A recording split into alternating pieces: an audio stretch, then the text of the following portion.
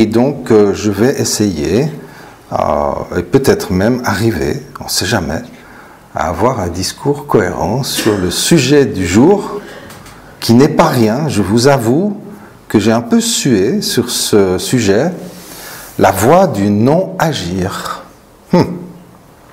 Le non-agir.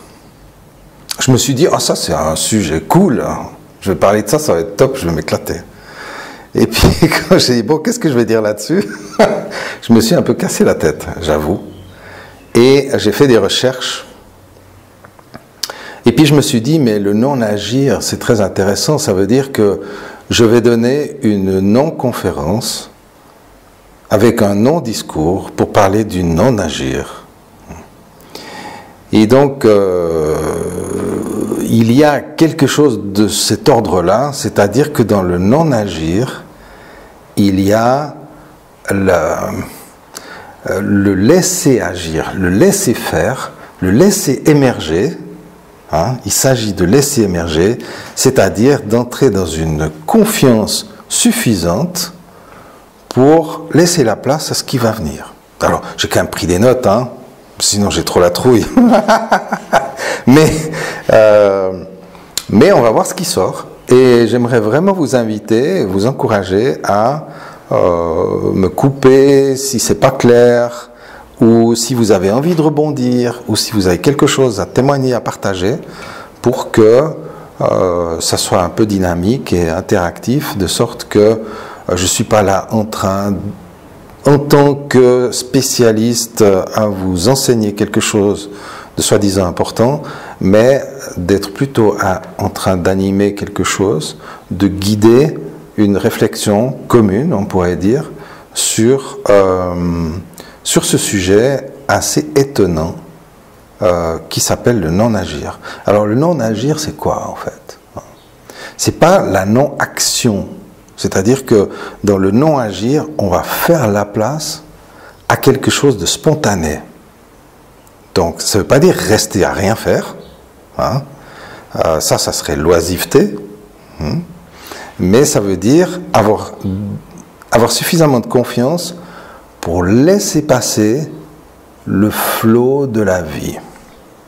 En réalité, le non-agir est l'idée centrale du taoïsme, qui a été fondé par, enfin on considère que le fondateur du taoïsme, c'est Lao Tzu, vous avez entendu ce nom, je pense. Lao Tzu avec son Tao Te Ching, c'est un petit bouquin qui se présente sous forme de courtes sentences, des espèces de petits poèmes totalement incompréhensibles par l'esprit conscient et rationnel, mais très inspirants quand on les écoute avec le cœur.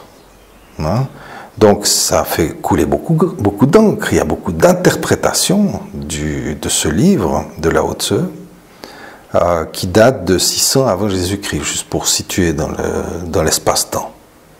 Donc c'est la Chine, je ne saurais pas dire sous quelle dynastie, ou si on est déjà en dynastie ou pas encore en dynastie, ça j'ai pas l'information à ce sujet, mais on est dans la Chine ancienne quand même, avant Jésus-Christ, 600 ans avant, et Lao Tzu, donc, qui est un sage, un ermite, qui passe sa vie à contempler la vie. Et donc c'est un peu de ça dont on va parler. Et finalement, quand on aborde cette question, la question de agir ou ne pas agir, on va voir dans le détail qu'est-ce que ça suppose, mais on est confronté à une alternative de deux solutions, deux alternatives on dit, ou une alternative de deux, enfin vous m'avez compris. Soit on fait partie du monde, soit on observe le monde de l'extérieur. De quel côté pensez-vous être? Vous pensez que vous faites partie du monde ou que vous observez le monde de l'extérieur? On peut faire les deux. On peut faire les deux, bien sûr, bien sûr. On fait partie du monde. Ouais, ok. Ben voilà, on peut observer déjà que quand je pose la question comme ça, on n'est pas forcément très sûr de la réponse. Et puis on peut avoir une réponse spontanée ou avoir envie de répondre les deux. On peut déjà voir qu'il se passe quelque chose. Finalement, est-ce que je fais partie du monde ou est-ce que j'observe le monde? C'est quoi le monde? Qu'est-ce que c'est? Bon, on va commencer par ça. Hein. On va parler un tout petit peu d'hypnose. Je vais juste signaler qu'il y a une personne ici qui arrive de Facebook, je crois, si j'ai bien compris, hein, par Facebook, enfin par la communication, disons, extérieure à mon cercle ordinaire. Et donc, c'est une personne qui ne me connaît pas et qui vient écouter, entendre parler d'hypnose. Alors, elle risque d'être un peu surprise, comme je lui expliquais tout à l'heure que ce soir, cette interaction entre nous à propos du non-agir termine un cycle de 9 cafés hypnose.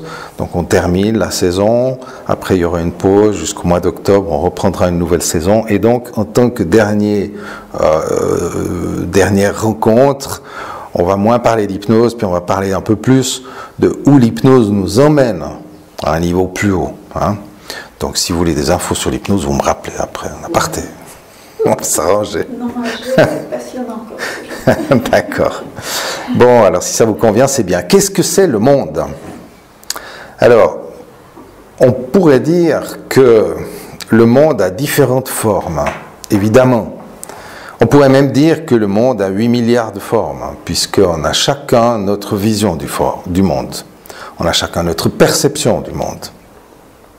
On va percevoir le monde avec nos 5 sens. Et puis on va alors ça c'est hypnotique, on va le reconstruire à l'intérieur de soi avec ce qu'on pourrait appeler nos sens intérieurs. On a les 5 sens, on les connaît, la vue, l'ouïe, le toucher, l'odorat, le goût. Nos 5 sens, on ne parle pas du 6e sens encore, on pourrait en parler, mais ça pourrait faire l'objet d'un autre café hypnose sur le 6e sens. Donc on a nos 5 sens qui nous permettent de capter le monde extérieur, ou du moins la partie du monde extérieur qui est la partie matérielle, avec nos sens qui captent la matière, et on va reformuler, on pourrait dire reconstruire le monde, c'est-à-dire reconstruire ce qu'on a perçu à l'extérieur, on va le reconstruire à l'intérieur, avec, on pourrait dire, nos sens, nos 5 sens intérieurs. Prenez par exemple, vous connaissez toutes et tous l'histoire de la Madeleine de Proust, hein, un souvenir qui revient à partir d'un parfum, d'une odeur, une odeur de petit pain, de Madeleine. Ça veut dire qu'il y a mémorisation à partir de n'importe quel sens, et qu'on peut se rappeler de sens anciens, mais on peut aussi créer des sens, ou on peut reformer des sens. Vous avez tous, toutes et tous, senti un jour l'odeur d'une rose.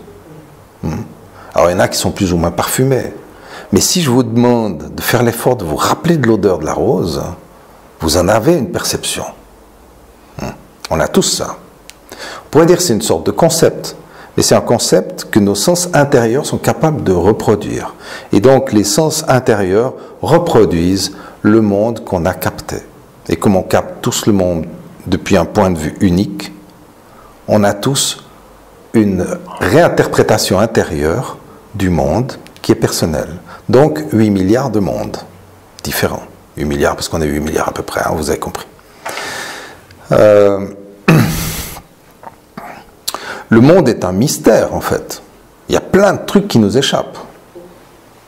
Et en réalité, pendant très très longtemps, jusqu'à finalement, il y a peu de temps, ce qu'on appelle les temps modernes, le siècle des Lumières, c'est pas si vieux, hein.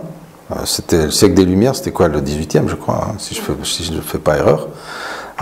Donc finalement, il y a peu de temps, il y a 200 ans, en gros, c'était un peu l'occultisme. On croyait aux fées, aux elfes, et on les voyait, puisqu'on y croyait. Donc il y avait un véritable contact avec la nature, parce que ce contact existait dans notre pensée.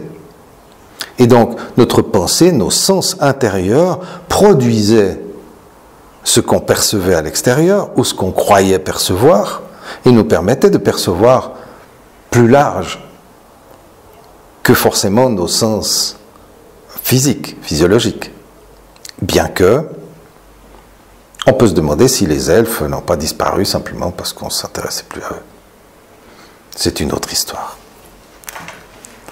Tout ça pour dire que le monde est un mystère et qu'il y a eu pendant très longtemps une sorte de mysticisme, on pourrait dire, à propos de la perception du monde, avec des croyances. Voilà, des croyances, on croyait aux elfes, voilà, au Moyen-Âge.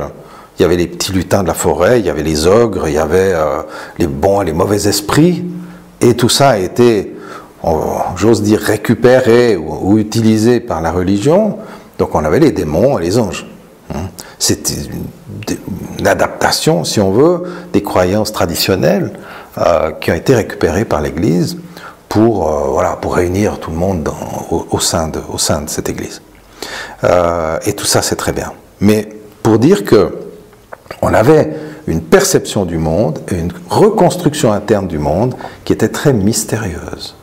Jusqu'au siècle des Lumières, où est arrivée ce qu'on appelle la science. Alors la science existait déjà avant, bien sûr, mais c'était une science assez limitée, due aux instruments de mesure, etc., puis à l'obscurantisme, et puis il a fallu quand même un certain nombre de découvertes marquantes pour que la science fasse des bons assez importants, et vienne, si on veut, expliquer le monde, transformer le monde mystique, mystérieux, en un monde pragmatique, compréhensible, et maîtrisé. Et c'est là où ça devient intéressant. C'est qu'en fait, on a passé d'un monde dans lequel on ne comprenait pas grand-chose, mais avec lequel on vivait dans une certaine harmonie, on a passé de ça à un monde qu'on croit connaître, mais duquel on est coupé.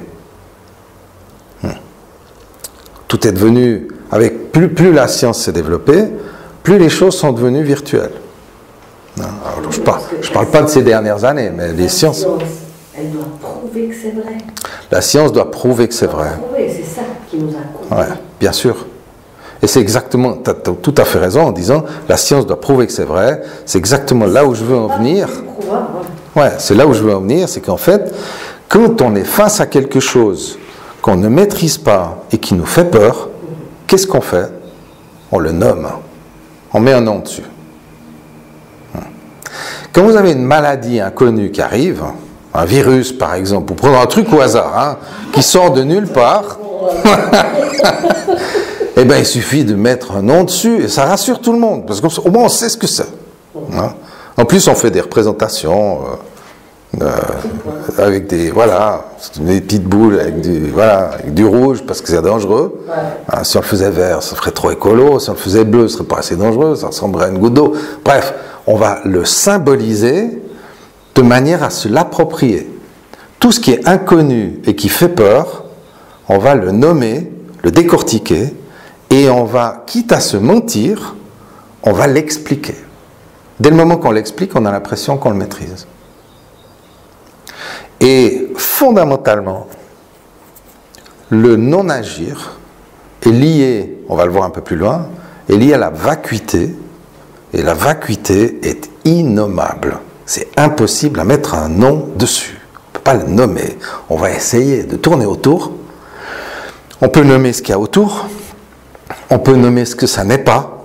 On ne peut pas nommer ce que ça est. Et ça, c'est intéressant. C'est un truc qui reste mystérieux. Et comme c'est quelque chose de mystérieux, c'est pas quelque chose qu'on peut s'approprier. Du coup, c'est quelque chose avec lequel on peut rentrer en relation. Parce que quand vous maîtrisez quelque chose, vous n'êtes plus dans une relation véritable. Vous êtes dans un contrôle. C'est pas pareil. je fais une toute petite parenthèse ou un exemple pour illustrer ça. C'est ce qui rend la rencontre amoureuse tellement fascinante, tellement extraordinaire de relation, c'est qu'on ne comprend pas l'autre. On ne le connaît pas et en plus on ne le comprend pas. Donc on rentre dans une relation parce que l'autre est un mystère. Et s'il nous paraît un peu comme dangereux ou trop dérangeant, eh ben on va tenter de l'expliquer. On va dire, ouais, il est comme ci, comme ça, non, mais... puis on va expliquer son passé, oui, mais je comprends, parce qu'il parle beaucoup. Mais il ne peut pas s'empêcher, mais c'est un bon gars dans le fond, mais...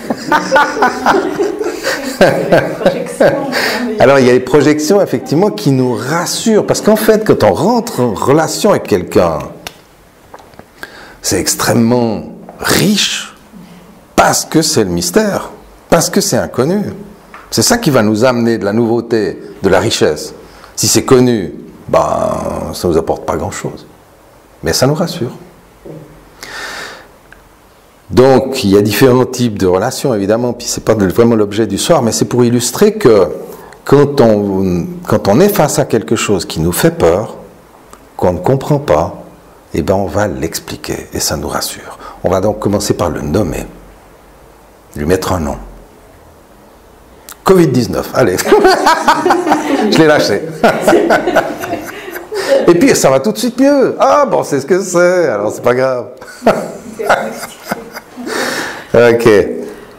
Donc, il y a cette illusion de maîtriser le monde.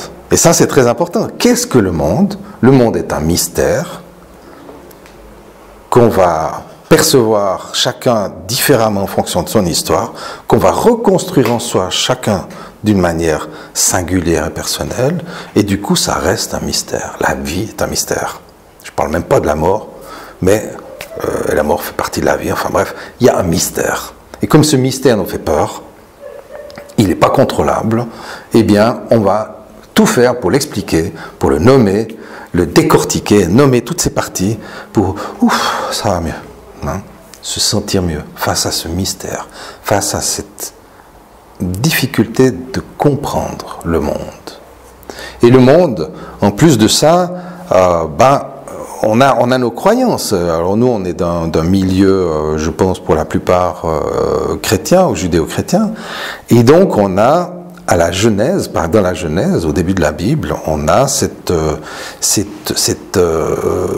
histoire de la création d'Adam et Ève qui sont là pour régner sur le monde. Aller, procréer et diriger le monde, ou je sais plus le mot diriger, mais régner, je crois, sur le monde. Il y a un truc comme ça. Multiplier, voilà, et régner sur le monde. Vraiment, vous êtes au-dessus des végétaux, des animaux, etc. C'est à vous, vous êtes les rois du monde. C'est ça, en fait, alors je ne saurais plus dire, j'aurais dû chercher peut-être la phrase exacte, mais je pense que chacun peut se retrouver là-dedans. C'est en tout cas le message fondamental. Vous avez été créés à l'image de Dieu, et voilà, le monde vous est offert comme un royaume, et vous allez pouvoir en profiter, régner dessus. Ce qui est sympa, c'est un joli cadeau qu'on reçoit. Merci. Mais c'est un cadeau qui demande des responsabilités, qui sous-entend des responsabilités, donc une certaine conscience. Plus de pouvoir égale plus de responsabilités. Et pour pouvoir gérer ça, il faut plus de conscience. On nous a fait croire, justement, comme on allait devoir régner sur le monde, le gérer, en fait. Donc on nous a laissé entendre ou fait croire qu'il s'agissait de faire des choses. D'ailleurs, dans les tout débuts des temps, donc avec l'histoire d'Adam et Ève, il y a la notion de travail, travailler. Bon, ça c'est juste après le péché originel, mais peu importe comment ça s'est passé, on a tout de suite cette notion de travail. Et je rappelle au passage que l'étymologie du mot travailler, je sais plus quoi, je ne saurais plus dire exactement, l'étymologie du mot travailler, c'est souffrir. Ouais. C'est pas cool, mais c'est comme ça. Donc quand on va bosser, quand on va au travail, on va un peu à la mine. Et donc c'est resté. Il y a cette sensation, excusez-moi, je vois qu'il y a quelqu'un qui essaye de se... Excusez-moi, là j'ai quelqu'un qui arrive, qui se joint à nous. Soyez la bienvenue pour la personne qui arrive. Je vais juste vous demander, de éventuellement déconnecter votre micro, si ce n'est pas le cas, peu importe. Enfin, vous êtes la bienvenue en tout cas. On a commencé tout à l'heure et donc soyez les bienvenus pour ceux qui arrivent un petit peu en retard. Donc, où est-ce que j'en étais? On va donc travailler, faire des choses, réaliser des choses, produire des choses, être productif. Donc ça fait un moment que ça nous travaille, c'est le cas de dire, c'est-à-dire ça nous torture. Hein. Quand on dit ça me travaille. Donc il y a cette notion de souffrance avec le travail.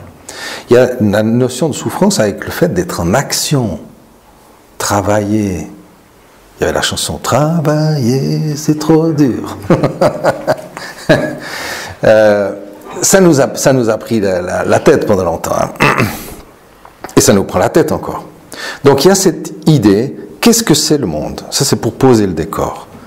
Le monde est un mystère qu'on va tenter de rendre plus doux ou moins inquiétant en cherchant à le maîtriser. C'est intéressant. La dernière fois, on parlait, et je fais juste un petit rappel là-dessus, ou l'avant-dernière fois, je ne me souviens plus, on parlait des croyances racines, les croyances fondamentales de l'être humain, qui sont au nombre de 3, les 3 croyances principales. La première qui dit « je suis mon corps », je crois en premier que je suis mon corps, ça c'est une croyance forte. Le deuxième, je suis mes pensées. Je pense donc de je suis, je pense. Hein? Alors essayez d'arrêter de penser. Si c'est vous qui pensiez, vous pourriez arrêter de penser. Hein? Mais on ne peut pas. Donc, mais on a cette croyance, je pense, je suis mes pensées. Et la troisième croyance, qui a à voir avec ce qu'on est en train de parler, c'est je suis l'agissant, j'agis. J'agis, c'est moi qui fais. Je vais prendre ma douche, je fais à manger, je vais travailler justement, ou je vais en vacances, ou je vais faire rien. Là, je vais me reposer. Hein. C'est encore une action. On est incapable de rien faire. On croit qu'on agit tout le temps, alors qu'en fait, le corps agit tout seul. Au moment où vous avez envie de vous lever pour boire un café, pour prendre un café, ou un verre d'eau, peu importe, vous croyez que vous avez cette intention de bouger pour aller boire un verre d'eau. Mais votre corps vous a envoyé l'information « bouge-toi, j'ai soif ». Donc c'est votre corps qui agit en premier. Après, vous prenez le contrôle et vous prenez cette espèce d'illusion que c'est vous qui avez soif. Mais c'est le corps qui a soif. C'est pas vous. Heureusement, parce que sinon on aurait soif toute notre mort. Hein. Bon. Donc, croire être l'agissant, croire être celle qui agit. Alors, on ne va pas refaire le truc, hein.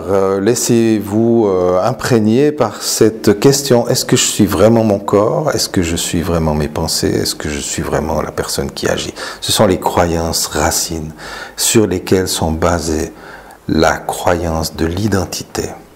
Et là, on arrive à la notion de séparation. La notion de séparation. C'est l'illusion de base. Je crois être une identité séparée du reste. Parce que je crois être mon corps, ma pensée et mes actions. Ça me sépare du reste. Il y a ce fameux besoin d'identité, je vous ai déjà parlé de ça plusieurs fois. Les besoins de l'identité, il y en a 4. Il y a le besoin de contrôle, de sécurité, d'approbation. Et le 4e, qui est ce fameux besoin double de séparation-unité. C'est un besoin où quand on est séparé, on a besoin d'être unis. Et quand on est unis, on a de nouveau besoin d'être séparés. Et puis ça recommence. On veut s'unir, on veut se séparer, on veut s'unir. Et c'est comme une respiration. C'est ni bien ni mal. C'est comme inspirer, expirer. Il n'y en a pas un qui est mieux que l'autre. Ça fait un mouvement de séparation et d'union. Et ce mouvement est une illusion qui entretient, comme la respiration entretient la vie, ce mouvement entretient l'illusion qu'on est séparé. Le fait de vouloir s'unir sous-entend qu'on est séparé. Le fait de vouloir se séparer sous-entend qu'on est séparé et qu'on peut être uni. Sous-entend la distance. Mais, est-elle réelle?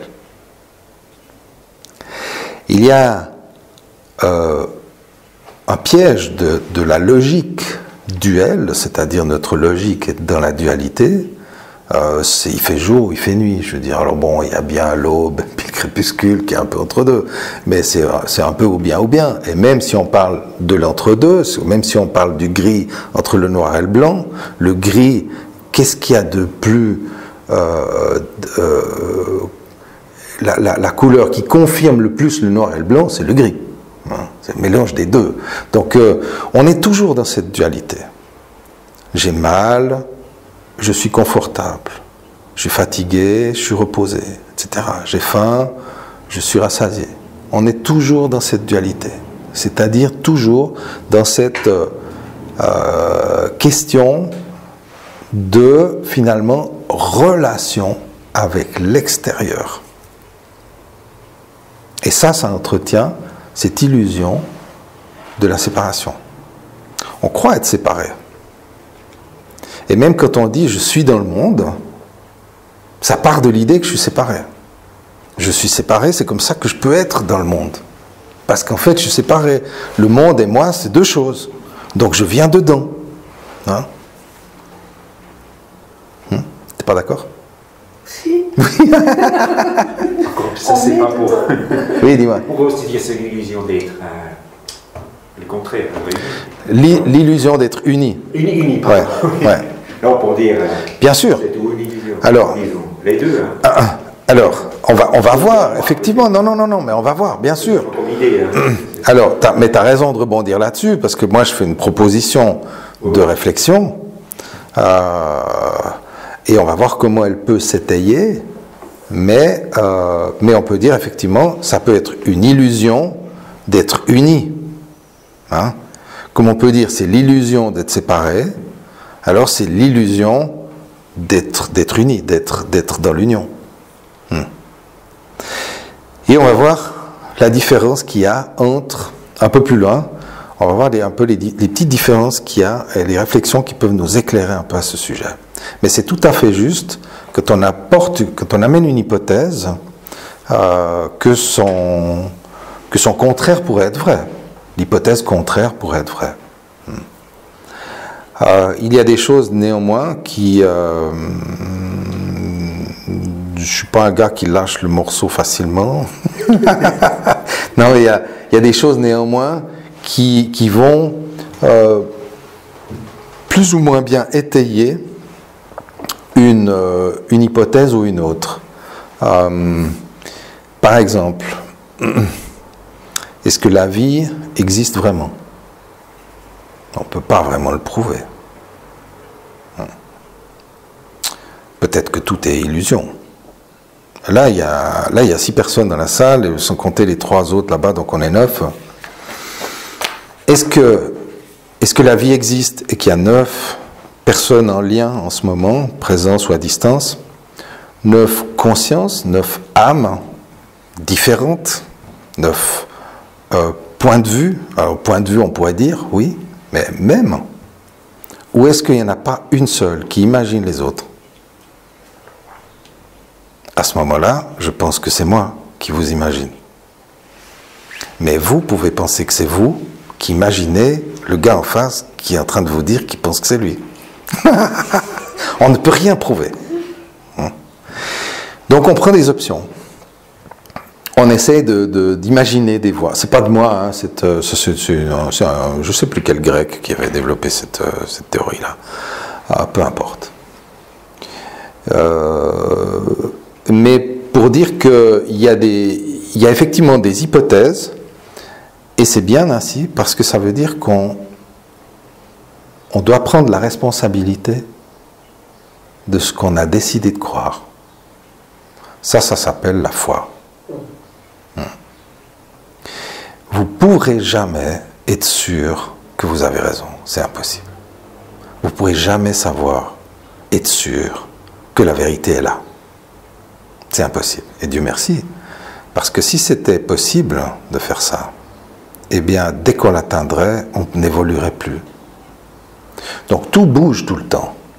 Ça, c'est aussi une des voies du Tao, hein, du taoïsme, la voie du non-agir, qui est basée aussi sur le fait que le Tao est à la fois impermanence, donc mouvance perpétuelle, perpétuel changement, et en même temps interdépendance. C'est la raison pour laquelle il n'y a, au sens du Tao, pas d'identité, il n'y a pas de véritable être, il n'y a pas d'âme, mais il y a une interdépendance des expressions du divin. Je vais le dire comme ça, il faudrait lire Lao Tzu pour voir exactement ce qu'il dit. Hein. Mais l'idée, c'est un peu ça. C'est-à-dire que dans le Tao, l'idée du Tao, c'est qu'on fait partie d'un ensemble en tant que point de vue. On fait partie d'un ensemble. C'est comme la feuille d'un arbre. Elle n'est pas tout l'arbre. Elle est une feuille, mais elle fait partie d'un ensemble. Sans cette feuille, l'arbre n'existe pas. Oui, dis-moi. Mais la feuille, elle a son individualité. La feuille a son individualité en tant que feuille. Mais pas en tant qu'expression vivante. C'est là où ça devient un peu subtil. Oui, tu peux garder ton avis individualiste, c'est ça qu'elle est en train de dire. Bien sûr. Parce que, et tu as tout à fait raison de ça, c'est que la feuille de l'arbre, je sais pas, il y a 10 000 feuilles sur un arbre, chaque feuille est unique, hein, bien sûr, et chaque feuille a son parcours unique, a son point de vue, c'est-à-dire qu'elle, en fonction de sa position dans l'arbre, elle va voir plus ou moins l'horizon d'une manière différente et va recevoir le soleil d'une manière différente. Donc elle a un destin différent des autres. Hein. Peut-être pas très différent de celles qui sont juste à côté, mais globalement, elle est de toute façon unique. Hein. Et donc cette unicité, elle est très intéressante. Maintenant, est-ce qu'il y a une âme dans chaque feuille d'arbre ? Une âme différente? Ça, c'est une grande question. Est-ce que l'être humain, est-ce que l'être vivant, est-ce que la personne est véritablement une identité, ou est-ce qu'elle est une illusion d'identité qui va donc expérimenter quelque chose d'unique au nom de quelque chose de plus grand, dans lequel elle se fond. Ça, c'est l'invitation des philosophies orientales, le taoïsme, le bouddhisme, le tantrisme, et d'autres ismes peut-être. L'hindouisme. Merci. Donc, la proposition du Tao, c'est de se laisser fondre dans le flot de la vie. Le flot, F-L-O-W, comme on l'écrit parfois, c'est-à-dire cette espèce d'élan que la vie propage dans l'univers et qui nous traverse, qui fait notre unicité, comme une feuille d'arbre. Nous sommes comme les feuilles de l'arbre cosmique, on pourrait dire. Bon. Vous prenez, vous laissez, hein. Ok, et vous réagissez, bien sûr. Dans la logique de la dualité, donc la logique de la séparation, dans l'illusion de la séparation, il y a l'expérience de la souffrance. Alors vous allez me dire l'expérience de la joie aussi. Oui, bien sûr. Bien sûr. On va voir aussi, j'ai mis ça un petit peu plus loin, mais on peut déjà en parler, c'est-à-dire que les yogis passent du temps assis à rien faire. Enfin, on dirait qu'ils font rien. Quand on passe à côté d'eux, ils restent des jours comme ça. Le regard dans le vide, on se dit, ils sont shootés les gars. C'est parce qu'ils ont fumé la moquette, je sais pas quoi, mais ils restent là à rien faire. Et puis on interprète, et d'ailleurs les écrits orientaux sont là aussi pour nous faire interpréter les choses, pas toujours forcément de la bonne manière, mais un petit peu comme les écrits mystiques chrétiens qui nous disent des choses, mais pas forcément parce que c'est comme ça, mais parce qu'ils veulent qu'on réfléchisse par nous-mêmes. Et donc, dans les philosophies, globalement les philosophies orientales, il y a la fuite ou comment dire ça, le refus du plaisir, le refus du désir. Hein. Ce qui n'est pas tout à fait pareil d'ailleurs, c'est le refus du désir surtout. Le désir, c'est le manque qui amène au plaisir lorsqu'il est contenté, mais dès qu'on contente le manque, le plaisir est très fugace parce qu'après il y a la peur de perdre ce qu'on a atteint. Donc on est toujours perdant quand on est dans la dualité parce que on a le désir, donc il y a un manque. On dit mais j'aimerais que ça soit là. Hein. Vous pouvez voir ça là, avec la période des vacances, les gens sont là. Vivement les vacances. Et quand ils sont en vacances, ah putain, il n'y en a plus que, oh dis donc, ça va pas durer longtemps, il faut qu'on profite, etc. Et il y a la peur de ne pas profiter correctement. Donc, je ne sais pas si l'exemple est très bon, il est un peu rigolo, mais pour dire que, puis j'ai un sens de l'humour un peu spécial, il faut dire. Mais il faut juste souligner cette histoire du désir qui crée le manque et du plaisir qui crée la peur de perdre ce plaisir. Et donc les philosophies orientales nous proposent une autre voie d'aller chercher un autre plaisir. Et quand vous voyez un yogi qui reste pendant des heures ou des jours, des semaines parfois, à méditer, il a l'air de se faire chier, franchement, parce que c'est nos critères. Mais en fait, il s'éclate bien plus que nous. Il s'éclate. Et en fait, il ne veut pas des petits plaisirs que nous, on aime. Parce que lui, il a un plaisir beaucoup plus grand. On en parlera peut-être un peu plus loin. Un plaisir beaucoup plus grand qui est justement ce fameux plaisir du non-agir, de la connexion à quelque chose de plus vaste. Fais pas cette tête, Maria. Ouais, mais là, je trouve qu'on est venu sur Terre pour vivre. Alors, bien sûr. Pas pour méditer pendant une semaine. Ouais, tout à fait. Alors, l'un n'empêche pas l'autre, tu vas voir. Oui, bien sûr. Ou alors, c'est-à-dire que. Pendant, je sais pas, 10 ans, on est venu ici vivre des expériences. Oui, bien sûr. Bien sûr. C'est ça que je vois avec le non-agir dans ce sens-là. Peut-être qu'il s'éclate, le gars. C'est aussi une sorte de lui, tant mieux qu'il s'éclate. Mais en fait, je trouve qu'on est sur cette terre pour vivre ce qu'on a. Bien sûr. Il ne s'agit pas de devenir tous des yogis. Hein. C'est pas du tout le propos. Non, c'est pas le propos. Je suis en train de cerner un petit peu cette question qui n'est pas si simple à repérer. Parce que justement, elle est difficile à nommer. Et tant mieux. Parce que si on la nommait, on la réduirait à quelque chose de manipulable.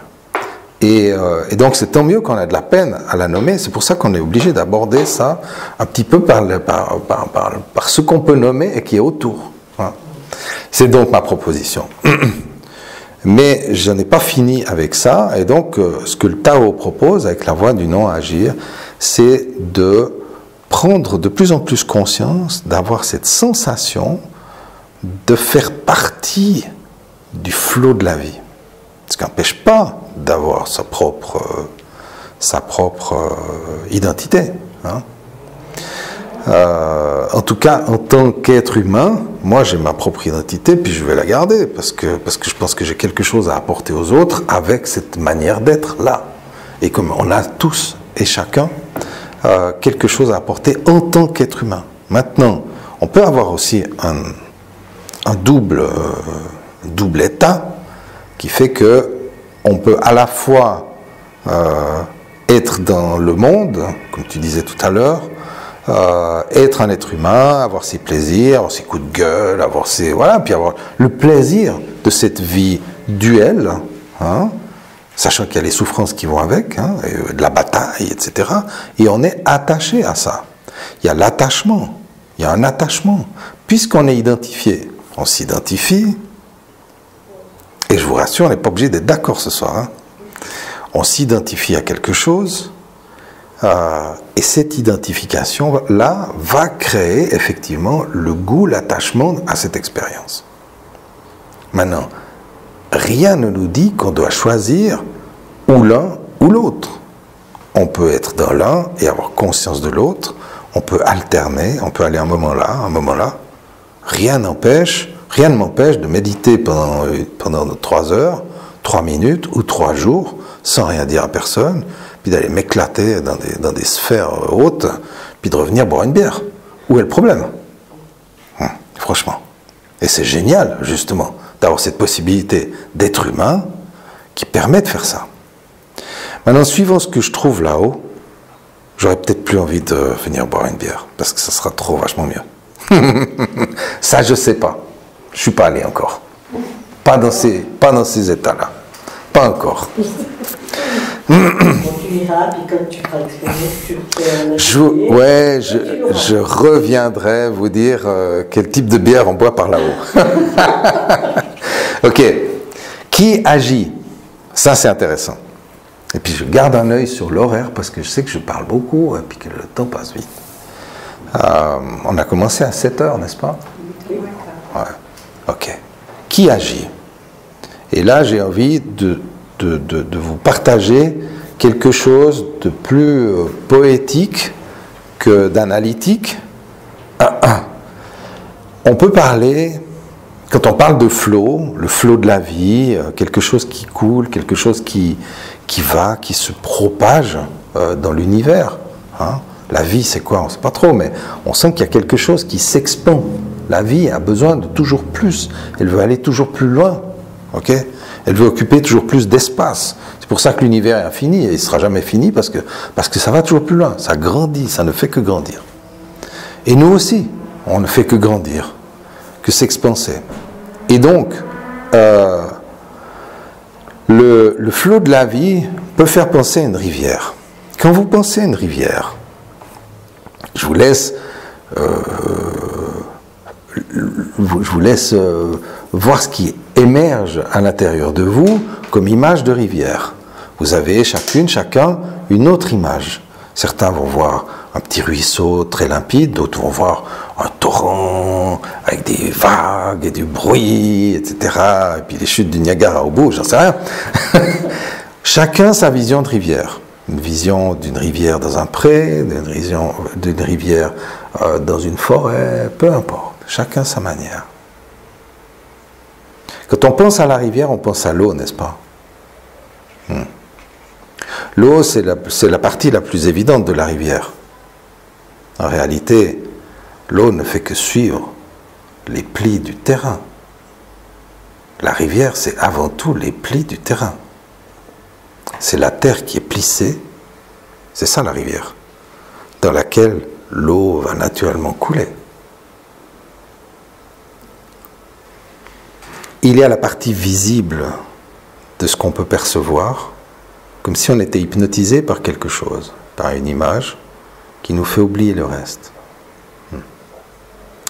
La rivière, elle suit le terrain, en réalité. Elle suit la terre. La rivière, c'est comme la réponse à une invitation. C'est l'invitation de la terre à accueillir. C'est un creux qui accueille. Après, la rivière, ça n'est rien d'autre que la mer évaporée. La mer s'évapore, fait des nuages qui se déplacent, qui vont pleuvoir et qui suivent les replis du terrain pour retourner à la mer. Le cycle de l'eau, qu'on connaît bien, qu'on a nommé pour s'approprier, comme on le disait tout à l'heure. Et c'est bien d'avoir ces connaissances qui nous permettent de percevoir comment les choses fonctionnent. Mais ce qui est intéressant, c'est de ne pas perdre de vue que derrière, il y a un mystère. derrière, il y a une planète qu'on ne sait pas comment elle tient toute seule dans l'espace. Que les forces en mouvement dans le cosmos, même si on peut les expliquer plus ou moins physiquement avec des masses et des trucs comme ça, on ne sait pas comment ça tient, pourquoi c'est là, etc. Il y a un mystère, le mystère de la vie qui se propage et qui continue à se propager sous forme d'une infinité d'expériences dont nous sommes une expression. Et l'histoire de qui agit, en fait, la vie, le résultat de la vie, c'est en fait l'action que la vie fait elle-même pour se propager. La vie se propage, donc elle crée un mouvement dans lequel on est pris, et ce mouvement fait tourner les astres dans l'espace, et fait tourner les atomes dans nos cellules. La vie, c'est vraiment un truc magique. Hein. Et vous pouvez regarder votre corps comme vous regardez les étoiles. Quand il fait une belle soirée, une belle nuit d'été, vous sortez dans le jardin, vous levez les yeux, et il y a ce plafond étoilé qui est fascinant, qui nous ramène à quelque chose d'étonnant, de se sentir tout petit, perdu au milieu, ou situé au milieu de cette immensité. Et ça nous donne un petit coup de vertige, de merveilleux. Il y a un mystère derrière. Hein. Même si nos scientifiques, et je mets quand même des guillemets parce que ils en sont, puis c'est des gens qui ont étudié la science, mais nos scientifiques n'arrêtent pas de se dépasser les uns les autres, et donc de contredire ceux qui étaient avant eux, et ceux qui viendront plus tard, contrediront ce qu'on croit aujourd'hui. Donc la science est quelque chose qui, pour l'instant, nous rassure, avec une hypothèse, qui, pour l'instant, semble tenir le mieux la route. Mais tout ça, c'est une tentative de contrôler le mystère. Ce que je veux souligner ici, et ce qui me paraît vraiment passionnant, c'était cette histoire de mystère. Il y a un truc qui nous dépasse, et qui est absolument merveilleux. Et quand on se regarde à l'intérieur, quand on regarde à l'intérieur de soi, et c'est ce qu'on fait avec l'hypnose en fait, hein, c'est que on va percevoir notre univers intérieur. Il y a autant de cellules dans le corps que d'étoiles dans l'univers, ou d'atomes, je ne sais plus maintenant, c'est peut-être les atomes et pas les cellules. Mais c'est énorme, un corps humain, c'est un univers. Et donc, regarder à l'intérieur, c'est un peu comme regarder le ciel étoilé. Et si on peut regarder la vie comme ça, on peut être touché par la vie, touché par quelque chose qui est au-delà ou en dehors de nos considérations mentales, on va dire. Donc, à partir du moment où la vie se propage pour s'expanser, tout est juste. On ne dit pas qu'il n'y a pas d'injustice. Mais il y a une propagation de la vie. Après, c'est nous qui allons mettre des jugements de valeur pour décider que ça c'est juste, injuste, ça fait mal, ça fait pas mal, etc. Mais finalement, tout est comme ça. On peut donc laisser un peu le corps, le geste, l'inspiration, ou même les mots que j'utilise ce soir, les laisser un petit peu sortir, comme s'il venait inspirer de quelque chose. Je vous avoue que j'ai pondu ça ce matin au réveil, parce que j'en ai rêvé cette nuit. Hier soir, je ne savais pas du tout ce que j'allais vous dire ce soir. Je me suis dit, mais je suis royé d'avoir lancé un sujet pareil. Et puis en fait, j'ai dû en rêver cette nuit, je me suis réveillé avec plein d'idées. Alors c'était dur, mais je me suis levé, j'étais chercher un carnet, puis je me suis remis au lit. Puis j'ai à moitié endormi, j'écrivais. Et donc il y a une notion de laisser être. Alors je dis pas que j'ai raison, je dis pas que c'est juste, que c'est canalisé, ou je me prends pas la tête avec ça. Hein. Faut remettre les choses à leur place. Mais simplement, on peut se laisser un peu emporter, comme une rivière se laisse emporter par les replis du terrain. Est-ce qu'une rivière a envie de passer ailleurs? Peut-être. Oui, elle ne peut pas. Oui, peut-être elle a envie. Ouais, peut-être elle a envie. Elle ne peut pas. Non, ça c'est triste. Alors, de temps en temps, il y a des gros orages qui font des crues. Hein. De temps en temps, elle s'éclate, elle sort de ses gonds. Et peut-être qu'on fait un peu pareil. Est-ce qu'on peut aller ailleurs que où on est en train d'aller? Puisqu'on fait un pas après l'autre et que chaque pas est défini par les pas précédents. Alors ça, c'est pas bon pour l'ego, et c'est pas très bon pour l'individualisme qu'on peut être, mais en réalité, toute notre existence est conditionnée par nos expériences précédentes. Notre vie d'ado est conditionnée par notre enfance, notre vie d'adulte est conditionnée par l'enfance et l'adolescence, etc., etc., par nos expériences. Nos expériences nous forment, et quand vous êtes face à un choix, ce qu'on croit être un choix, en fait, disons que j'ai deux possibilités, qu'est-ce que je vais faire? Je vais tout faire pour aller chercher dans mon expérience laquelle des possibilités est la meilleure pour moi. Et je vais donc décider d'une, peu importe laquelle c'est, ça veut dire que je n'aurais pas pu prendre l'autre. Puisque j'ai cherché dans ma mémoire pour choisir celle-ci. Donc elle était comme prédéfinie. Tu peux la modifier. Ça rejoint la physique quantique. Et puis si tu modifies le passé, ça va modifier alors, le futur. oui, alors si tu modifies le passé, c'est-à-dire modifier sa perception. Et c'est ce qu'on fait en thérapie, en hypnose. Bien sûr. C'est ce qu'on fait. Exactement. Donc on va modifier sa perception. Excuse-moi de te couper, vas-y, ouais, c'est ça. Tout parce que je suis passionnée par la physique quantique. Oui, ouais. Et puis c'est vrai que si on change le film du passé, on peut changer le présent et on peut changer de multiples possibilités. Oui, ouais. Enfin, alors, ouais, là il y a aussi, effectivement, ça pourra peut-être faire l'objet d'une autre soirée. Ouais. Oui. Oui, tout à fait. Ouais. Effectivement, avec la physique quantique, on peut voir qu'en réalité, il y a plusieurs possibles, et il est même possible que tous ces possibles existent, en parallèle, en même temps. C'est ce qu'on pourrait appeler les univers parallèles. Voilà. Ça veut dire qu'il y a peut-être une infinité de Philippe qui existent quelque part, potentiellement ou réellement, on ne sait pas. Alors, il y a des trucs qui nous font peur, donc on essaye soit de ne pas y penser, soit de mettre des noms dessus pour les contrôler. On ne sait pas. Mais c'est les règles de la physique. Ouais, exactement. Des particules,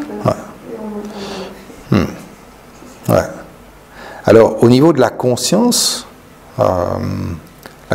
est-elle particule? Je ne sais pas. Je ne connais pas assez la physique quantique pour avoir un avis spécifique là-dessus. Ce que j'aimerais aborder maintenant, si vous le voulez bien, pour un peu aboutir à quelque chose, avec tout ce blabla, c'est vous parler de contemplation. La vie s'écoule selon sa propre logique, hein, comme on l'a vu. Il y a la physique quantique, qui explique mieux que la physique classique les choses complexes, mais on sent qu'on a la conscience qui s'étend, la vie qui s'étend, la conscience, la supraconscience, je ne sais pas comment dire ça, et la conscience va quand même quelque part tenter de remplir le vide, comme si en s'expansant elle remplit de plus en plus de vide, c'est-à-dire elle va là où il n'y avait rien. Mais c'est une manière de parler, parce que le rien est-il réel, hein?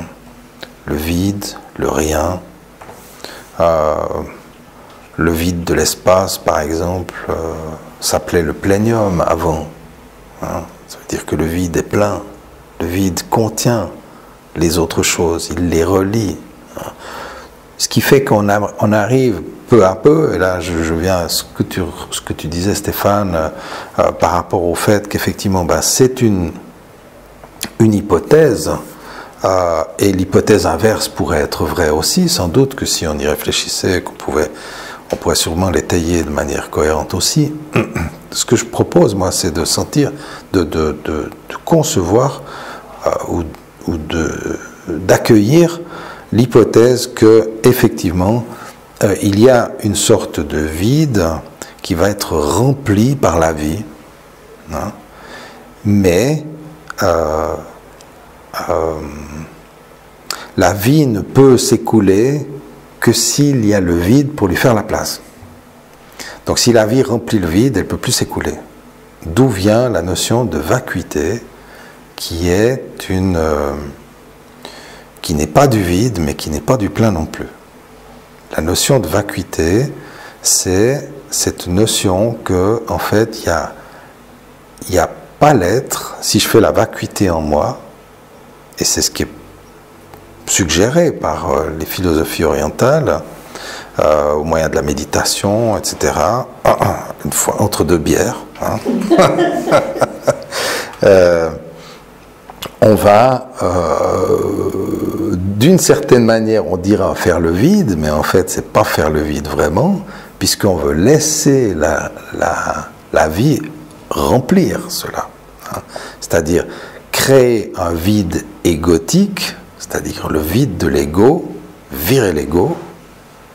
Donc il y a le non-être et il n'y a pas l'être, c'est-à-dire la vacuité, qui est un espace pour accueillir la conscience. C'est un peu difficile à définir, et c'est ce que je disais tout à l'heure, c'est qu'on tourne autour de quelque chose qui est un peu indéfinissable, qui n'est pas nommable, par contre qui est expérimentable. Et c'est là où c'est intéressant. Expérimentable, on peut le sentir, à part ça, je pense que, comme beaucoup de gens, moi je suis un peu trop flemmard pour passer des années de méditation afin d'atteindre ça. Je préfère rêver sur des gens qui l'ont fait. Mais je pense qu'on peut en avoir un peu des bribes ou des petites perceptions comme ça quand on ouvre son cœur, simplement dit. Hein, on dit des fois ça, ouvrir son cœur. Ça veut dire quoi? Ça veut dire faire le vide de mon identité, m'oublier un peu pour ouvrir et percevoir la beauté du monde. Et quand je dis la beauté du monde, c'est la beauté, pour moi, hein, ça je vous partage comment c'est pour moi, c'est la beauté structurelle du monde, c'est pas la beauté esthétique. Hein. Je crois que je vous avais déjà suggéré dans un café hypnose précédent de faire l'exercice de méditer devant une poubelle. Hein, je ne sais pas si vous vous rappelez de ça. C'est facile de méditer devant une bougie ou devant une fleur ou devant un coucher de soleil. Hein. C'est facile parce que c'est mentalement facile. Parce qu'on va pouvoir méditer plus facilement avec quelque chose qu'on considère comme beau. Mais c'est un jugement de valeur. Est-ce qu'un coucher de soleil, c'est plus beau que, voilà, qu'autre chose? Après, c'est des considérations. Hein. Qu'une poubelle. Ouais. C'est plus beau. Alors, oui, c'est plus beau, c'est une considération que c'est plus beau. Voilà. Mais en soi, fondamentalement,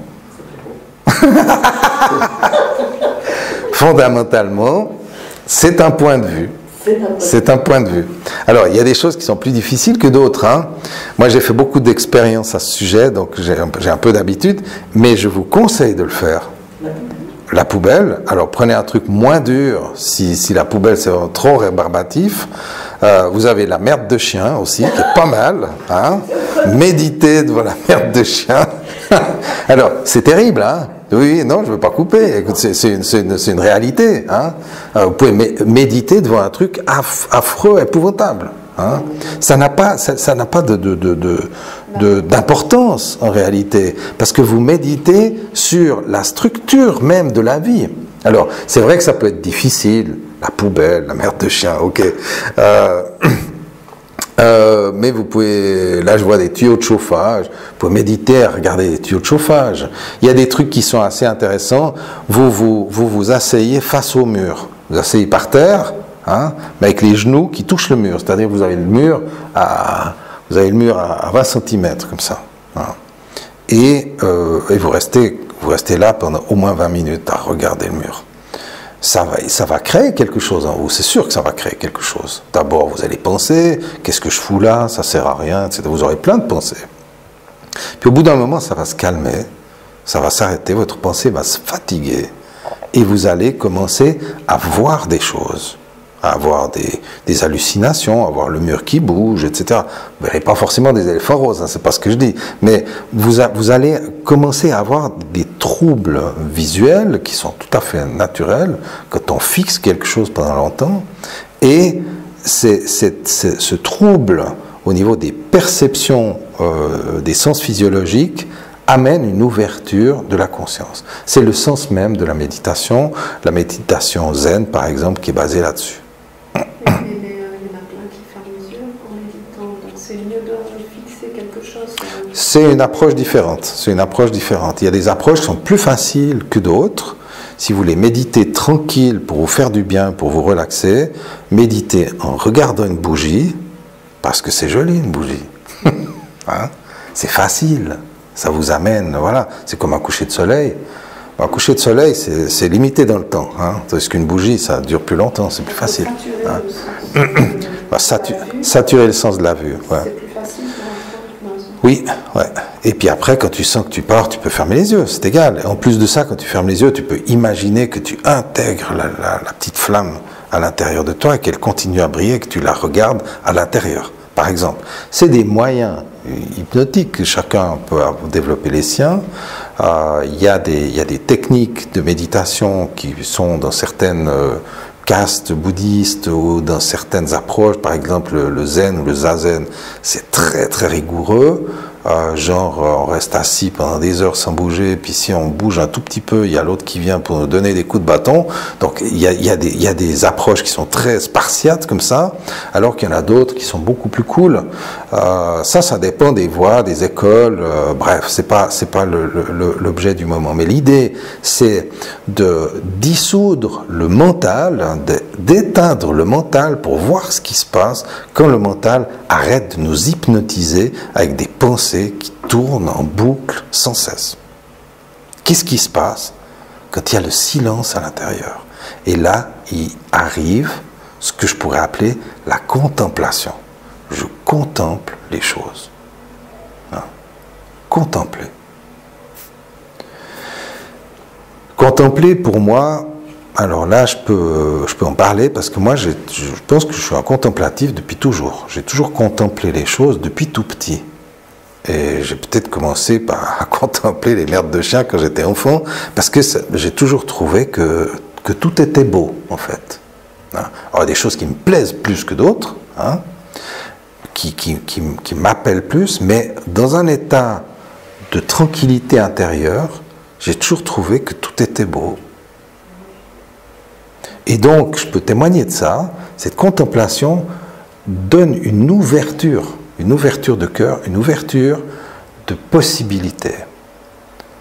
Ouvre les possibles. Donc pour moi, c'est reprendre le pouvoir que de se mettre en contemplation. On pourrait dire en méditation.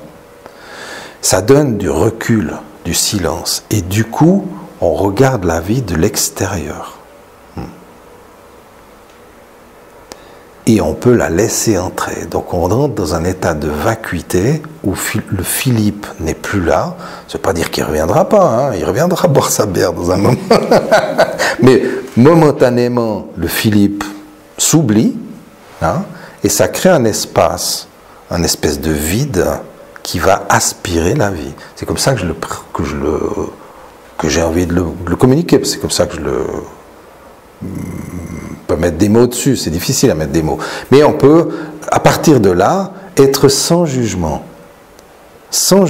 ni sur les choses, ni sur les gens. Et ça laisse beaucoup de possibilités. Alors, on peut être touché par un certain nombre de choses, par toutes les injustices de la vie, bien sûr. Mais ça, c'est quand on est dans le mental. Quand on fait le vide, et qu'on ouvre, il y a juste ce qui est. Ce qui est. Point. C'est ni bien ni mal, c'est comme ça. Donc on est dans une ouverture. Après, il y a des choses qui sont bien ou mal, c'est-à-dire qu'il y a des gens qui souffrent, des gens qui ne souffrent pas, et des injustices. Mais ça, c'est le mental. C'est la dualité, le bien, le mal, et toutes ces choses. La morale qui change au fil du temps, qui n'est pas toujours la même, selon les cultures, etc. Ça ne veut pas dire que moi, en tant qu'individu, j'ai pas de morale, bien sûr. Il y a des trucs que je trouve bien, des trucs que je trouve inacceptables, etc.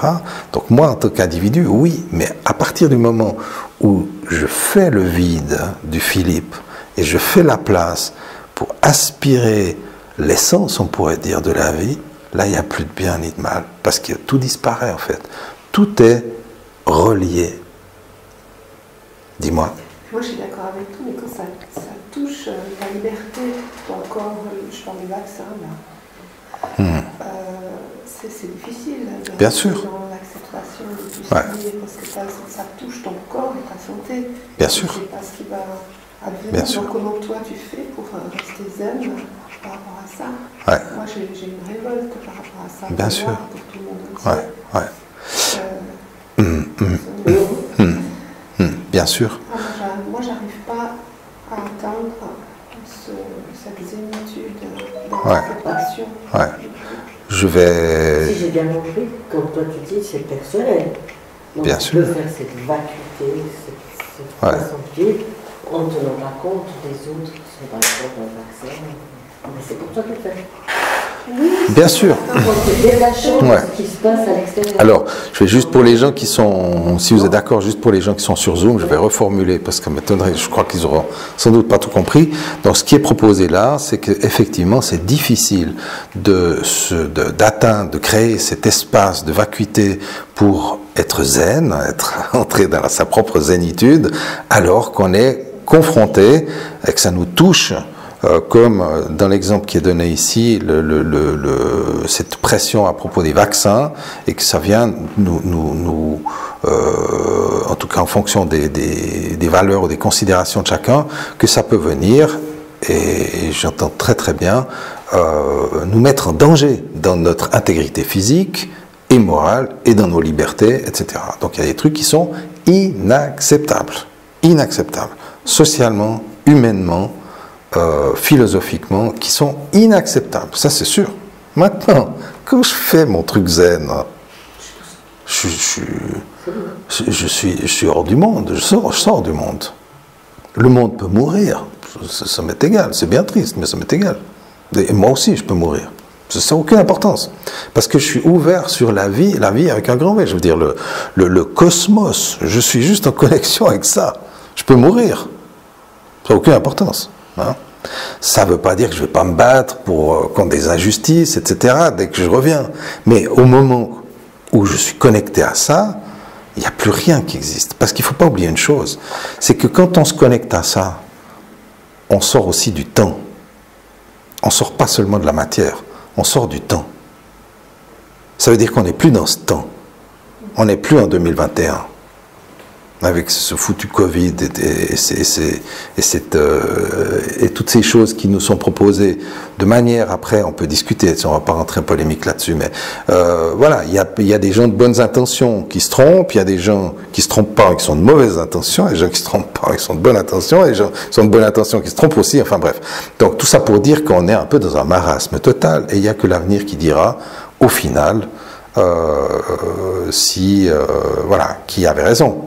En attendant, ce qu'on est en train de passer, c'est très risqué pour tout le monde. On est tous dans une situation risquée, avec ces histoires de vaccins, de liberté en danger, etc. Bref.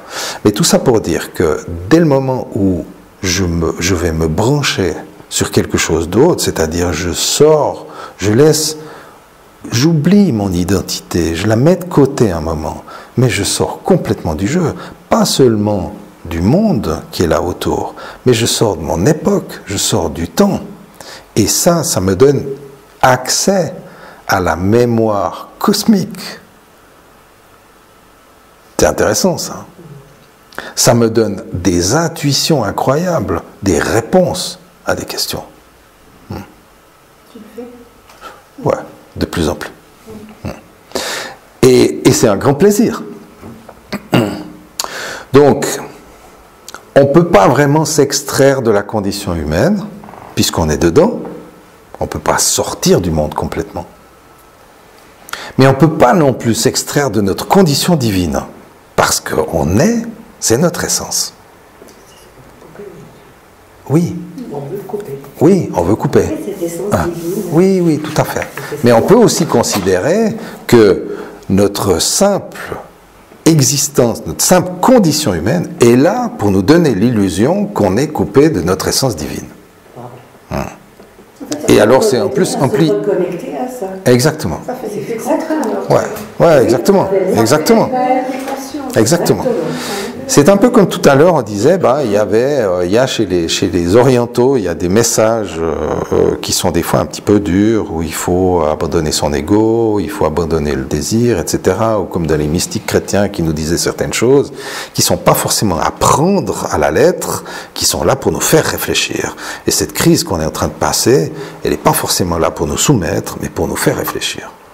Et ça nous amène face à notre responsabilité. Qu'est-ce qu'on décide de croire ? Et qu'est-ce qu'on est prêt à prendre la responsabilité d'avoir décidé de croire. Mais je ne veux pas trop... Oui, dis-moi. Ouais. La rivière, pour en revenir à la oui, la rivière, intéressant. Ouais. Ouais. Elle a son nid. Hein. Oui. La rivière, elle suit. Donc c'est la vie. Elle suit le pli. C'est la vie. Donc, si c'est la vie, il faut la laisser couler. Bien sûr. Parce que de toute façon, il va arriver quelque part à la mer, oui. comme tu as dit. Ouais. Et donc, c'est dans le non-faire, c'est laisser faire. Exactement. Parce que ça va se faire. Exactement. Tu as exactement compris le truc. Et tu vois que c'est quand même assez subtil, et tu l'as super bien résumé, que la rivière, elle va de toute façon là où elle doit aller. Hein, elle va de toute façon rejoindre la mer. Oui. Sauf qu'on ne sait pas exactement peut-être par où elle passe. Pour ça, il faut faire le passage pour dire « Ah oui, tiens, on a passé là ». Mais qu'elle va de toute façon à la mer. Ça, c'est une certitude. Hein. Et que la mer va s'évaporer, créer des nuages et repleuvoir pour entretenir la rivière. Ça aussi, c'est une certitude. Il y a une sorte de cycle perpétuel à travers lequel la vie va continuellement creuser la terre aussi, hein. Faire son sillon. C'est intéressant. L'idée que tu soulevais, Mireille, c'est comment faire quand on est très touché personnellement. Ça peut nous toucher, nous, dans notre corps, notre intégrité physique ou morale. Ça peut aussi toucher nos proches, nos parents, nos frères et sœurs, nos enfants, les gens qu'on aime, qui sont mis en danger dans une situation. Bon, là, on parle de la situation actuelle, mais ça peut être autre chose. Comment faire pour continuer à être présent à l'autre alors que j'ai toutes ces préoccupations? Comment faire pour continuer à être présent à moi, ou à la vie, ou à l'avenir, alors qu'il y a toutes ces préoccupations, toutes ces inquiétudes intérieures? Et ma proposition est la suivante. C'est pas forcément le truc le plus facile, mais c'est un truc super intéressant quand même à réfléchir, juste à envisager. C'est de se détacher. J'ai mis du temps à comprendre ça, vraiment. Mais bon, j'ai jamais dit que j'étais le plus rapide. Que pour aimer quelqu'un, et vous allez comprendre juste après pourquoi je parle d'amour, pour aimer quelqu'un, il ne faut pas en être dépendant. Si on est dépendant de quelqu'un, on a une attente. Si on a une attente, on fait des projections. Et si on fait des projections, on n'aime pas la personne pour ce qu'elle est. On aime la personne pour ce qu'on attend qu'elle devrait nous donner, d'après nos projections. Et ça, c'est pas de l'amour. C'est de la projection, c'est de l'attente. Ok ? On peut avoir des chouettes relations amicales, ou voilà. Mais c'est pas de l'amour. L'amour, dans mon sens, hein, dans mes mots à moi, l'amour, c'est juste du don. Il n'y a pas d'attente. Hein? Je donne par plaisir de donner. C'est-à-dire, aimer, c'est prendre un immense plaisir à donner. Ça, c'est l'amour. En tout cas, c'est ma conception de l'amour. Et pour pouvoir faire ça, je dois être détaché de l'autre. Et ce que je vais remarquer, c'est qu'il est facile pour moi de me détacher d'un inconnu, Il est facile pour moi de me détacher de quelqu'un qui habite à l'autre bout de la planète. Je suis déjà pas attaché, je n'ai pas besoin de me détacher en fait. Mais je peux être assez facilement détaché de mes voisins, parce qu'on se dit juste bonjour dans le corridor. Après, je peux être détaché un peu plus difficilement de mes amis. Si c'est des amis lointains, c'est un peu plus facile de me détacher. Dire, ah, il est malade, ah, il est mort, ah, bah, c'est dommage. Bon, ok. Après, plus ça s'approche, plus on est attaché. Et plus on est attaché, plus on souffre, plus on attend des choses. Et en fait, plus les gens sont proches, plus on a envie de les aimer, et plus on s'empêche de les aimer en s'attachant à eux. Et qui est la personne la plus proche de vous? C'est vous. Et donc, la personne dont on doit le plus se détacher, c'est soi. Se détacher. Je peux mourir. C'est pas grave. C'est pas grave. Et donc, si je peux totalement me détacher de moi, j'ai plus d'attente. Mais du coup, je me fous plus la pression, c'est trop cool. Et puis, tout peut arriver, tout est bien, tout est juste. Il y a une espèce de truc comme ça, quand on se détache, où on peut s'ouvrir et laisser le flot de la vie nous traverser. Mais je pense que c'est nécessaire de se détacher pour pouvoir vraiment lâcher prise. Hein? C'est-à-dire plus avoir d'attente, ne plus se mettre la pression, plus aucun défi, aucune performance à réaliser, simplement laisser le flot me traverser et m'amuser à voir ce que ça donne. Mais si un ours dans la forêt vient attaquer, tu vas courir. Ben bien sûr, si un ours vient m'attaquer, alors je sais pas parce que j'ai jamais eu cette expérience. J'ai jamais eu cette expérience. Ouais. Alors peut-être que je bougerai pas, peut-être que je le regarderai dans les yeux et puis qu'il partirait. C'est possible. Je sais pas. Moi, j'ai été pris, si ma mémoire est bonne, j'ai été pris 3 fois dans des grosses batailles violentes dans la rue avec des gens que je connais pas. Et les 3 fois, je suis resté extrêmement calme, très centré, posé, à regarder les gens dans les yeux, et ils sont partis. Je ne suis pas entré en conflit, je ne suis pas entré dans la bagarre. Hein? Alors c'est mon témoignage, peut-être une 4e fois, puis on va mettre une balle dans la tête. J'en sais rien, hein? Je ne fais pas une règle absolue. Mais je constate qu'il n'y a pas qu'une manière de répondre. Et il y a la manière logique ou duel. Hein? Je suis agressé, je dois me défendre, etc. Il y a une logique, je suis d'accord, je l'entends cette logique. Mais il y a certainement aussi une autre manière de faire, de se connecter à l'autre au niveau du cœur, hein, et de parler avec l'amour, et l'autre, il est désarmé. Il y a pas mal de témoignages, si tu cherches un peu, il y a pas mal de témoignages. Qui fait qu'on est agressif. Bien sûr, ouais, exactement. Exactement. Dans une bagarre, tu veux te défendre. Oui, parce que tu as peur. Ouais, bien sûr. Et ça, c'est le mental qui mouline. Hein. Voilà. Ouais. Donc, si tu es zen. Tout va bien. Alors, oui, bah bien sûr. Mais je lui envoie de l'amour. Ouais, exactement. Alors, ça dépend de quoi on parle. Si tu as un ours, j'en sais rien comment je réagirais si j'avais un ours qui venait m'attaquer. J'en sais rien. On est un peu dans des hypothèses. Je sais pas. Mais ce qu'on peut observer, puis je dis pas que j'ai tout raison, entendons-nous bien, hein, j'apporte un peu une vision que je vous propose et vous prenez, vous laissez. Ce qui me paraît vraiment intéressant, c'était l'idée, et je vais conclure là-dessus, l'idée de la voie du non-agir, donc c'est de permettre à, finalement c'est l'ego qui cesse d'agir. J'arrête d'agir avec mon ego. Je fais la place, hein, je sors un moment, j'envoie mon ego fumer une cigarette dehors, boire une bière, puis pendant ce temps, hein, pour autant qu'il fume, non, je rigole, mais je l'envoie dehors, hein, et puis je fais la place à la vie, pensons, à la vie au sens cette énergie qui se propage dans l'univers et qui vient, comme l'eau, se glisser dans les plis du terrain pour rejoindre la mer. C'est un peu l'idée. Et ce qui est intéressant avec cette idée de rivière aussi, c'est que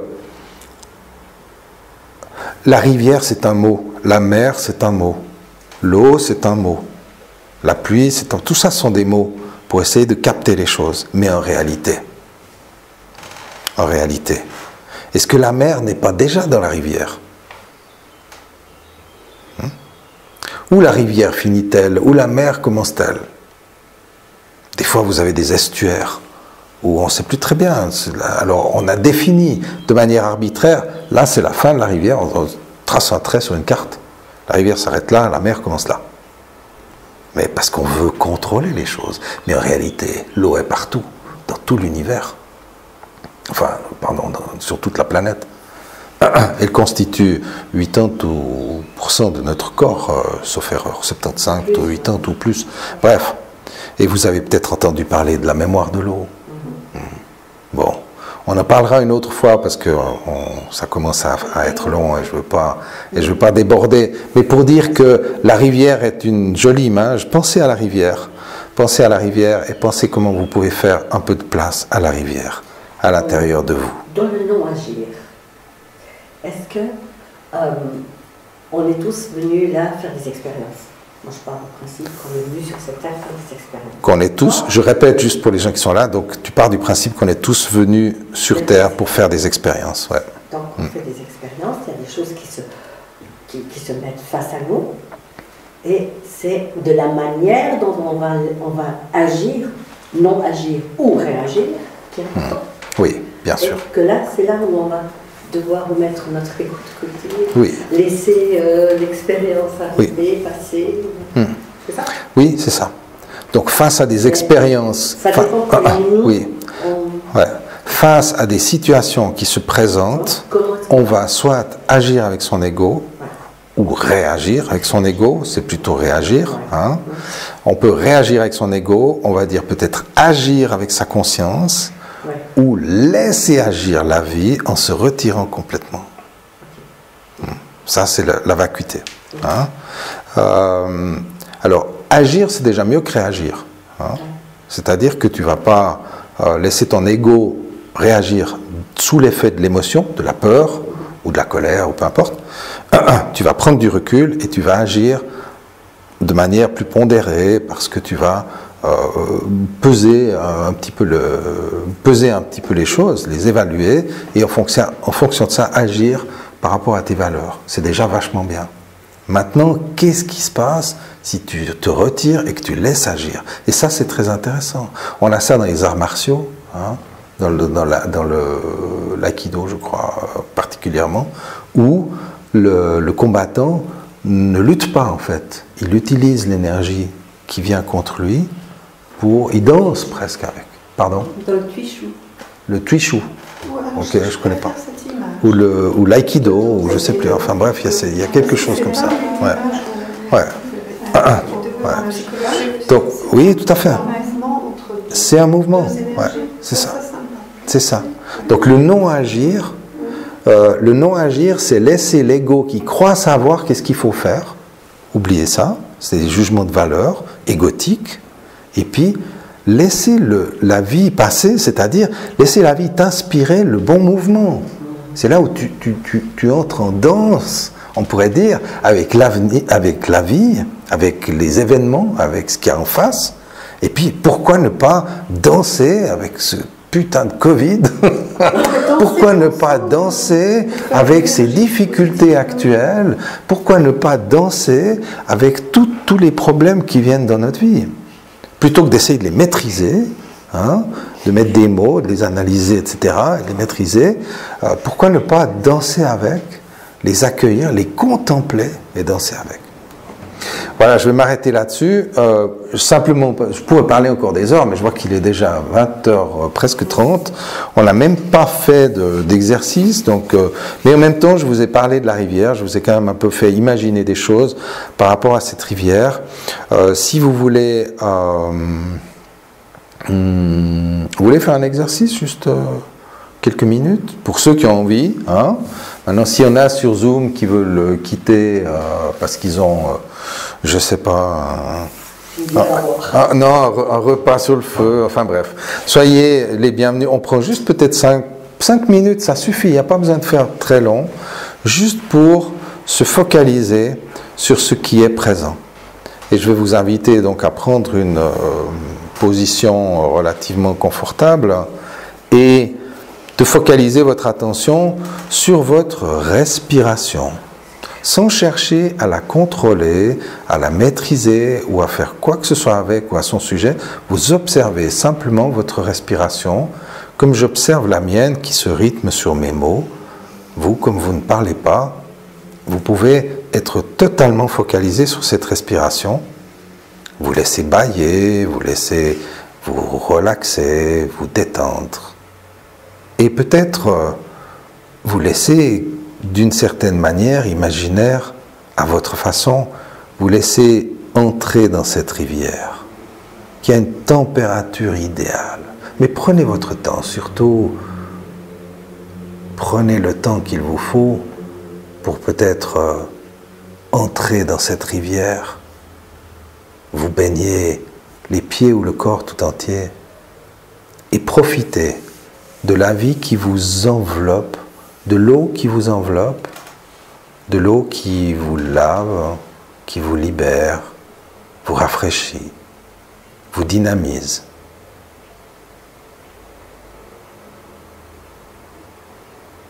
Et peut-être pouvez-vous sentir la caresse de cette eau sur la peau.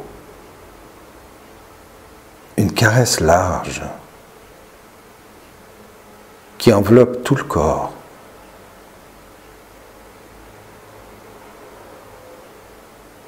Et peut-être pouvez-vous laisser vos pensées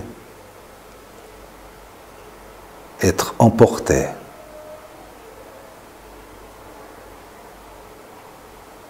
Et peut-être pouvez-vous laisser votre regard glisser vers le ciel, comme si vous étiez vous-même emporté par la rivière, en regardant au-dessus de vous le ciel qui défile. Laissez l'air entrer dans vos poumons et prendre la mesure de l'intérieur et de l'extérieur de vous. L'air qui entre en vous, puis qui ressort,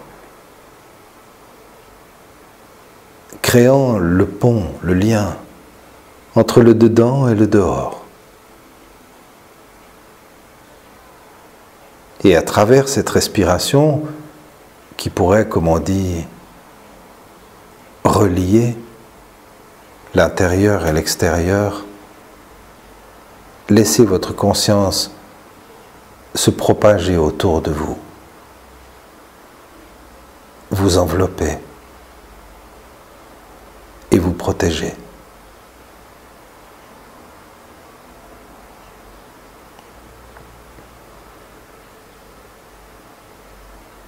Peut-être allez-vous préférer imaginer que vous flottez sur l'eau. Ou peut-être préférerez-vous imaginer que vous vous fondez dans l'eau et que vous devenez la rivière.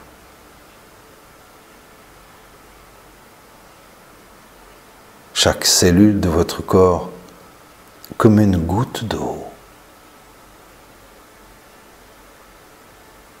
qui se fond dans l'élément fluide et se propage jusqu'à la mer.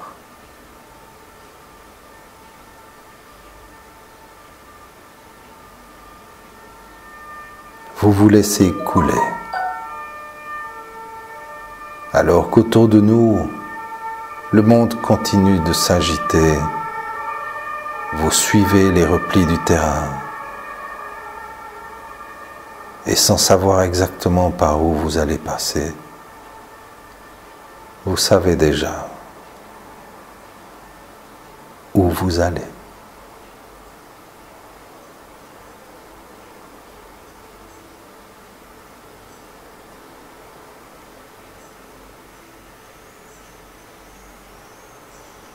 Comme si une musique intérieure vous accompagnait.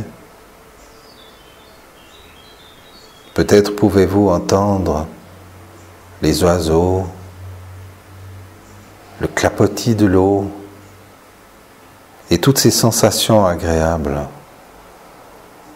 qui vous permettent d'être exactement comme vous avez envie d'être en ce moment. Et d'accueillir cela comme un privilège, comme un cadeau.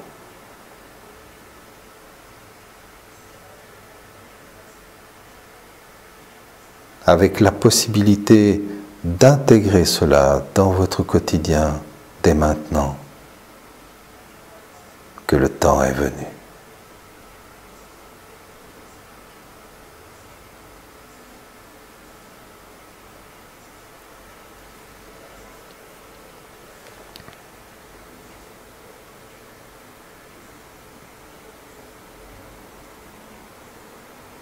Et quand votre subconscient en a fini avec ce voyage qu'il avait envie de vous faire faire durant ces quelques instants, il va vous permettre de produire à l'intérieur de vous comme une sorte d'écho qui continue de vous inspirer à chaque instant, inconsciemment.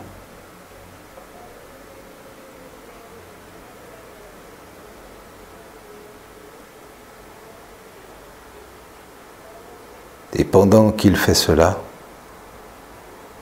vous allez pouvoir, à votre rythme chacune et chacun, porter à nouveau votre attention sur la respiration de ce moment, l'inspire, l'expire, et leur alternance. Et à travers cette respiration toute tranquille, vous choisissez le meilleur moyen, le meilleur rythme et le meilleur moment pour vous de revenir ici et maintenant.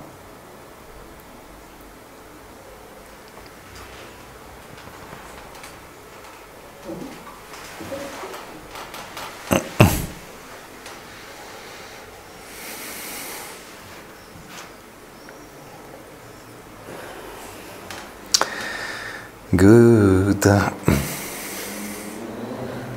Quelqu'un a envie de partager quelque chose? Moi, j'ai fait une expérience incroyable. Tu sais que je fais beaucoup de peinture. Oui. Alors j'ai peint, enfin tous les jours je peins pendant des heures. Donc j'étais dans ma rivière, des souvenirs d'Australie magnifiques, j'arrive à la mer, très beau. Et par-dessus ça, je ne pouvais pas enlever mes gestes de peinture. Donc j'avais à côté la mer, de l'autre côté je peignais l'image. Donc j'essayais tout le temps, ça m'est jamais arrivé ça. Tu peignais l'image que tu étais en train de vivre? Oui, Okay. Je peignais par-dessus ou dessous, enfin j'étais avec mon pinceau, et je n'arrivais pas à avoir le screen complet. Ouais. C'est la première fois que ça m'arrive. C'est bizarre ce qui se passe dans le cerveau. Enfin, je voulais partager. Oui, bien sûr. C'est intéressant de partager ça. Dans la journée, prend beaucoup de place. J'ai pas réussi à lâcher mon activité du jour. Ouais. Ok, c'est un joli témoignage. Merci Mireille de témoigner de ça. Pour ceux qui, si ça n'a pas été très bien entendu sur Zoom, je résume que donc à travers cette expérience où tu as pu t'imaginer dans cette rivière, dans un voyage assez beau, d'après ce que tu dis. Puis en même temps, il y a une partie de toi qui continue de peindre à côté, sur l'image, peindre sur le souvenir que tu étais en train de revivre. Donc, comme si... la peinture, et à droite, c'était le souvenir de la mer. Alors c'est intéressant aussi, on pourrait faire trop extrapolation, mais effectivement de voir que il y a aussi peut-être chez toi actuellement un besoin de contrôler sur ce que tu es en train de faire, un besoin de contrôler ce que tu es en train de vivre, ce que tu es en train de ressentir, hein. Que c'est difficile peut-être de lâcher parce qu'il y a peut-être trop d'insécurité et du coup il y a besoin de plus de contrôle. Donc de repeindre sur le souvenir, voilà, on va pas faire trop d'interprétation parce que ça t'appartient, mais c'est intéressant de voir, comme tu le dis si bien, de voir comme on est capable de complexifier les choses pour les amener à avoir du sens pour soi, hein. Ça a du sens pour toi, ça. Ouais. Merci. Ok. C'était un plaisir de vous recevoir. Merci pour ceux qui ont fait des dons. Je vous remercie beaucoup. Merci à tous ceux qui me soutiennent. Merci à chacune et chacun d'être là. Merci à tout le monde et à tous. Et c'est toujours des beaux moments d'échange. Merci de votre présence, de votre participation. Et à très bientôt. Pour les gens qui sont en ligne et pour les gens qui sont ici, on va boire un petit coup. Alors pour les gens en ligne... eh bien, je vous salue, je vous souhaite tout de bon et je vais couper la conversation. Prenez soin de vous, voilà, passez une bonne soirée et à très bientôt.